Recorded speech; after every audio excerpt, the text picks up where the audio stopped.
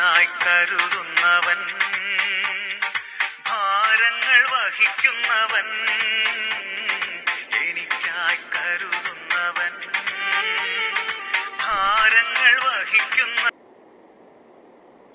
മോനെ റോണി, ആ കുട്ടി ഇപ്പം മിടിക്കുക.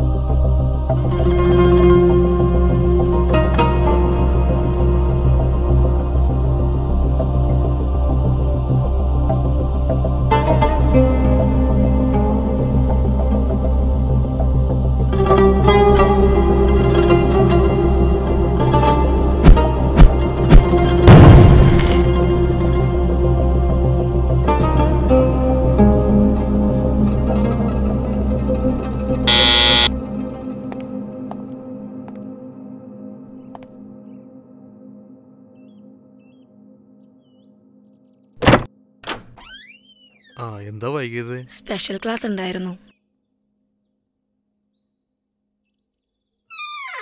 ചിരിയിൽ നിറയണ കളർ സ്റ്റൈല്, കഴുകണ പുഴ സ്റ്റൈല്,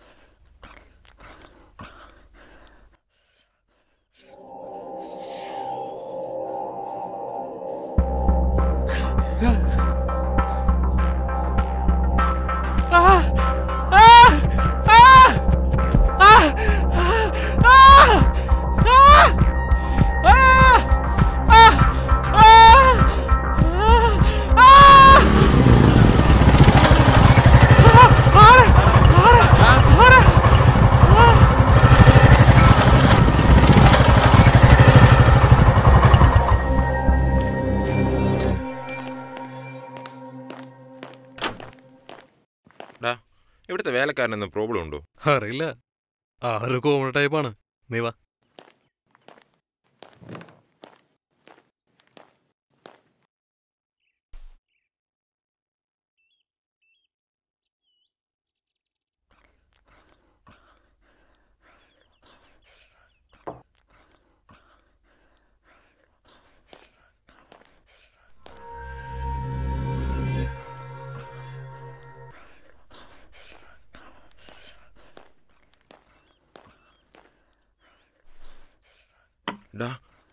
ഇവിടെ എന്തൊക്കെയോ പ്രശ്നമുണ്ട്. ഞാൻ ആ പാരാസൈക്കോളജിസ്റ്റ് റോണി മാത്യുവിനെ വിളിക്കാൻ പോകണം. ആ ഭ്രാന്തനെ പോലുള്ള മനുഷ്യനോ മൃഗമോ എന്ന് തിരിച്ചറിയാൻ പറ്റാത്ത ഭാവം നിന്റെ തലക്ക് വല്ലതുണ്ടോ? മാൻ, ഹീസ് എ സയന്റിസ്റ്റ്. മനഃശാസ്ത്രത്തിൽ ഡിഗ്രിയും PGയും കഴിഞ്ഞ പാരാസൈക്കോളജിയിൽ റിസർച്ചറാണ്. ഒരു ന്യൂജൻ നാറാണത്ത് ഭ്രാന്തൻ. ഞാൻ വിളിക്കാൻ പോകുന്നു. ആ വിളി.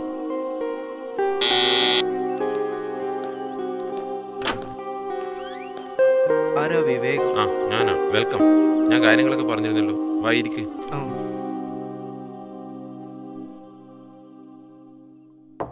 പ്രേതം ശരിക്കുള്ളതാണോ? പാരാസൈക്കോളജിയിൽ ഞങ്ങൾ അപ്പാരിഷണൽ എക്സ്പീരിയൻസ് എന്നാണ് പറയുക. ഒരു വ്യക്തി ജീവിതകാലം അയാളിലുള്ള vibrations means set of vibrations മരിച്ചു കഴിഞ്ഞാലും അവശേഷിക്കുന്നു.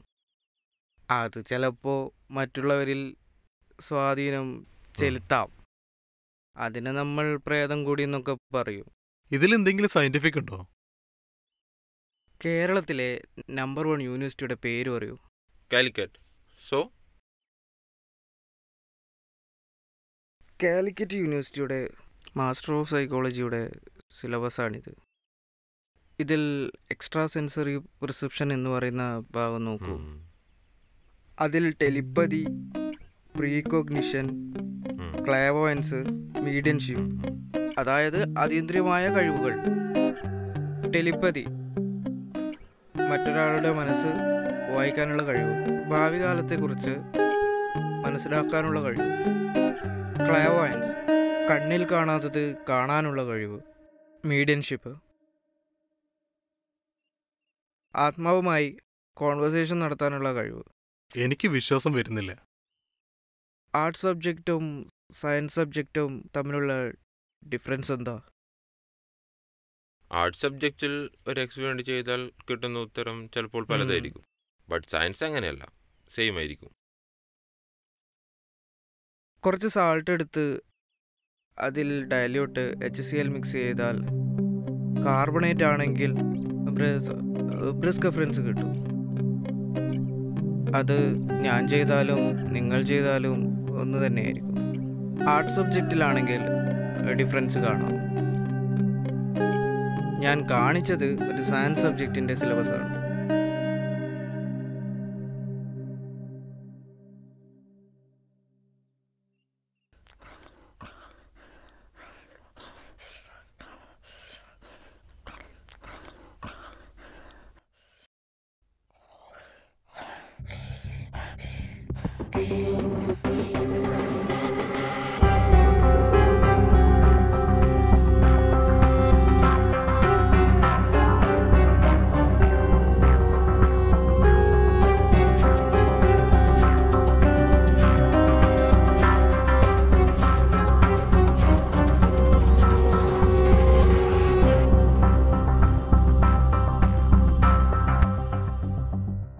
ഗായത്രിക്ക് റെൻഫീൽ സിൻഡ്രോം എന്ന മാനസിക രോഗമാണ്. ഇത് വന്നു കഴിഞ്ഞാൽ രക്തം കുടിക്കുന്നതിൽ ആസക്തി ഉണ്ടാവും. ഇതറിഞ്ഞുകൊണ്ട് മനുവും സ്വന്തം ശരീരം മുറിച്ച് രക്തം കുടിക്കാൻ അനുവദിക്കുകയായിരുന്നു.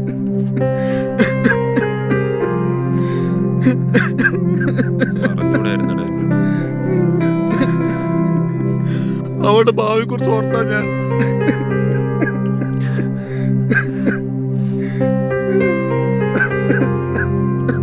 ഇതൊരു രോഗം മാത്രമാണ്. ഇത് തുടങ്ങുന്നത് ഓട്ടോവാമ്പയറിസം അഥവാ സ്വന്തം രക്തം കുടിച്ചുകൊണ്ടാണ്. ഞാൻ ഫാദർ കുരുവിളിയെ റെഫർ ചെയ്യുന്നു. അച്ഛൻ സുഖപ്പെടുത്തിയത്. എനിക്കറിയില്ല എനിക്ക് എന്താ ഈ ഗതി വന്നേന്ന്. പേടിക്കണ്ട, ഇത് ചികിത്സ കൊടുത്താൽ മാറും. God bless you.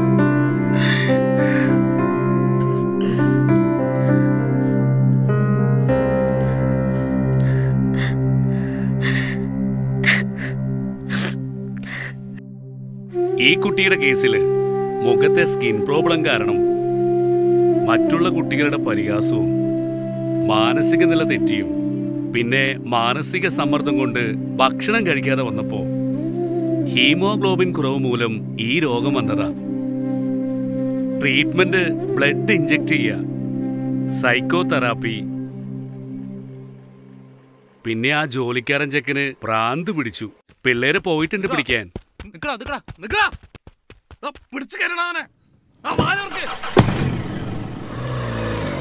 പിന്നെ വേറൊരു കേസില് പോലീസ് ഇടപെട്ടതാ. നിന്നെ വെച്ചൊരു പരീക്ഷ നടത്തിയാ സോൾവ് ചെയ്യാൻ പറ്റുമെന്ന് ഞാനാ പറഞ്ഞത്. ഗ്രേസിയുടെ പ്രേതം അലയുന്നുണ്ടെന്ന് കേട്ടു. പോസ്റ്റ്മോർട്ടത്തിൽ നിന്നൊന്നും കണ്ടെത്താൻ പറ്റിയില്ല. ഞാൻ ആ പെണ്ണിന്റെ ഫോട്ടോ അയക്കാം.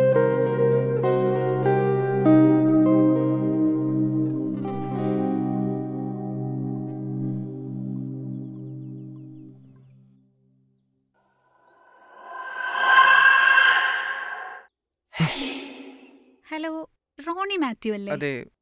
ഗായത്രിക്ക് എന്താ അസുഖം? Renfield syndrome. പ്രേതബാധയ്ക്ക് മൾട്ടിപ്പിൾ പേഴ്സണാലിറ്റി ഡിസോർഡർ, രക്തരക്ഷസിന് റൺഫീൽ സിൻഡ്രോം.